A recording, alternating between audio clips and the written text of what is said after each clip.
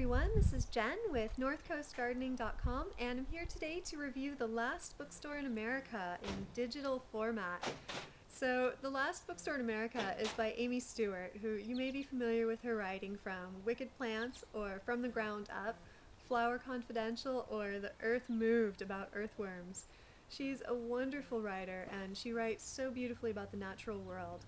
And this is her first novel, and it's actually set in my hometown of Humboldt County, California, and really uniquely so, as you'll find in a moment. The book is set in kind of an alternate future, which is quickly becoming more and more realistic. It's about one of the last 5 bookstores in America. It's in a future where something that's kind of a cross between the Kindle and the iPhone has really taken off, and people have, they just love it. They don't see any need to carry around stacks of big, heavy, dusty old books anymore. And so bookstores are just dropping like flies. And in this world, Lewis and Emily inherit one of the last 5 bookstores in America from Uncle Si, a really eccentric older guy who lived in Humboldt County. And Lewis and Emily are kind of city dwellers. They live a fast-paced life, and so, it's kind of a change for them to come on up and think about being the owners of a bookstore of all things. But Lewis is really taken with the idea. It seems like kind of a romantic notion to own an actual paper bookstore. Not that he reads much. I mean, his little device, his little gizmo is just perfect. He doesn't feel the need to pick up a paper book. But he thinks, wow, if they're making good money and it's a good business, that'd be wonderful to be a part of such a literary community.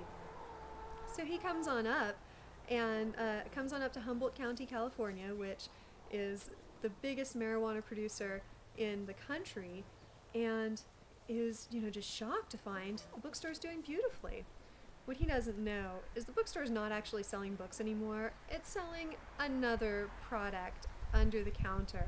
So people will come on in and they'll say, like a $15 book, please. Not, I want something, a beautiful, fun book of fiction or a detective novel. They'll specify by price, and so what they're doing is they bring their book to the counter, and the people check them out and slip a little something into their bag, and that's really how the bookstore is staying alive. They're not selling books to people who are actually reading them. So it's a little bit sad, of course, to readers, but here I am with my digital version of the book. So it's hard to say that's too far off from where we might be sometime in the future. But anyway, the book was it was so much fun to read. I loved it. I found in the Kindle you can highlight your favorite parts, and I found myself like every other page I'm like highlighting a little portion of just beautiful, crisp, gem-like writing that just sums things up perfectly and was just beautiful.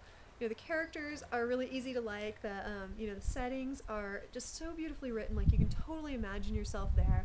And for me, like after a long day of work, I want a ripping good read. I want something that's going to be fun. It's going to be, witty, literary, but not too literary. Just the right balance. And this was just really it for me.